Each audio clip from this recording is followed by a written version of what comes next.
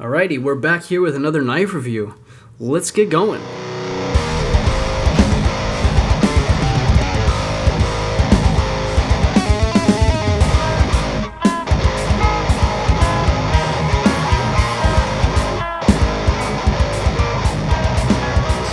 Okay, so here today, by popular demand, we have the Cold Steel Code 4. So tactical.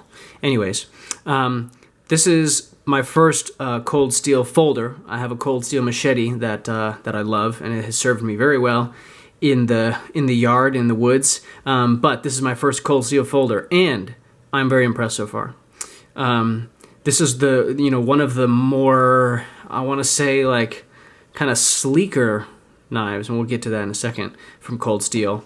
But it's still definitely nice and beefy and hardcore, so it's gonna take a good beating, I think. But the first thing I want to say is this knife was actually given to me at absolutely no cost from Geared Towards Gear from Instagram, and just an absolute great guy. I'll link him in the description. But he was he just gave away this knife, and I was lucky enough to get it, and I really like it. I like it more than I thought I would. So let's get into this quick review here. First thing, we're gonna do a size comparison. Let's see. Let's get a big Spyderco in here. So this is the Endura.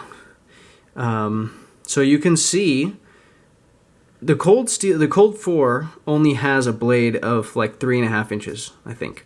Whereas the Endura is like 3 3/4. But you can see the knives are basically the same length overall, because the Code 4 has a nice long handle. It's open, the width is pretty similar, but the Code 4 closes up a little bit fatter than the Endura does. Well, you know what? I stand corrected. It seems to look like it, like on the bottom edge it does, but I guess the thickest part is about the same. So that's cool. Code 4 is maybe a little heavier because the aluminum is a little bit heavier than the FRN, but not by much. For how big it is, it's a pretty lightweight knife. Let's see, for if you're a Benchmade fan, the 940. So look at, the blade length is essentially the same, but your handle, your handle on the Code 4 is much bigger. And one of the greatest things about this Code 4 is the thickness. Look at how thin that is. And the 940 is not a thick, big knife by any means, and your Code 4 is still thinner. So that's cool. That's really cool. I was very impressed by that. And I like sleek knives, and for how big it is, it can be that thin too. Oh man, it's great. Get the PM2 in there, pretty much the same length, and this is a cool comparison because they have essentially the same blade to handle ratio. They have the same basically overall length and the same blade length. Therefore, by simple math, they have the same handle length. So that's a cool comparison. All right, enough comparisons. Now let's talk about, what do I like about this knife? Well, I've said it about a million times. I love how thin it is. For how big it is and for how wide it is, it carries really well in the pocket because it's so thin. So especially in jeans, it like just slides in and it's really sleek. And the clip points it away, towards the seam. So you have a nice, you can even get your hand in there well. So that's great. Next, the ergonomics are fabulous. The finger grooves, while sometimes that's a risk because your fingers might not fit them well, they fit mine really great. It's just the aluminum is nice and soft, like it feels nice on my skin, and I just get a really solid grip. So I just know that this knife is going to go to work. So the handle fits my hand really well. The blade marks up a good amount, so we're going to talk about that a little bit. Next thing, I really like the look. The smooth aluminum, but it's got kind of a bead blast sort of finish, and it's got that like off gold-ish color. Maybe it's more of a tan. I don't know. Comment below if you think you could describe the color better. but I like the way it looks, and just altogether the design is really great. It's nice and it's beefy, but not too much, so it's sleek, but definitely still has that nice strong tactical look, which I like a lot. The back lock, actually not the back lock, it's the triad lock from Cold Steel, which is basically like their improved back lock. It's really nice and smooth. You give it a good press and the blade falls, which is great. That is another really good thing. Honestly, don't really mind the clip. It's just got a nice, small, branded Cold Steel kind of laser etch in there. It looks nice. It's small compared to the knife, so it's not really obtrusive. It's not deep carry, but it carries decently deep for a shallow carry clip. And for how big the knife is, I don't mind that. So I actually really like the way this clip carries the knife. All right. Let's see. Oh, and finally, blade steel. So they're making these now in S35VN, but previously they made these in CTS-XHP.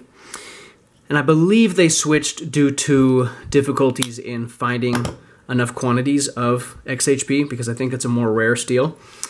And indeed, I think it is harder to find knives with this steel. So I'm pretty glad to have gotten this version. This is my first experience with a Carpenter steel and my first experience with XHP. I've read really good things about it, you know. I think it's supposed to be maybe similar or a little better than S35 or S30V. Again, tell me if I'm wrong. I'm always open to read more and find out more about these steels, but I'm really curious to see how this thing performs as I start to use this knife. And again, this is a work knife, big time. So I've seen really good things about how this blade performs, so I'm pretty excited about that. Okay, let's talk about some things that I don't love. One, you know, it's a big knife and it's got this thumb stud opener, so it's a little hard to open. It's taken me a good amount of practice. At first, I could hardly open it on one flick because it's so far, the thumb stud is so far up, and your hand, since the clip is small, you put your fingers on the clip, it's pretty far down. So you got to give it a good, really good hard flick. And every time I open it, my thumb smudges on the blade. And this beautiful satin blade smudges really easy, so that's why you see me consistently wiping it off.